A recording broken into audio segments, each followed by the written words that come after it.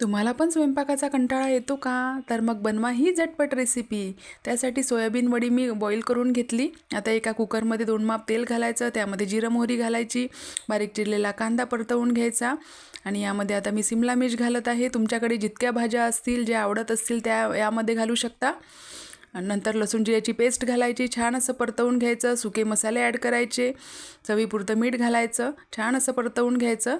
आता यामध्ये सोयाबीन वडी घालायची, परत एकदा या मसाल्यामध्ये परतवून घ्यायचं. 2 वाटी स्वच्छ धुतलेला तांदूळ घालायचा, तो यामध्ये परतवून घ्यायचा. हा परतल्यानंतर आता यामध्ये 2 ग्लास पाणी घालायचं आहे आणि मस्तपैकी कुकरच्या 2 शिट्या काढून घ्यायच्या. अगदी 10 मिनटात आपला टेस्टी आणि हेल्दी सोया पुलाव तयार होतो. बघा किती छान असा मऊसूत आणि मोकळा आपला सोया पुलाव तयार आहे. चला तर मग सोया पुलाव एन्जॉय करा आणि चॅनलला सबस्क्राईब करा. चला तर मग या खायला.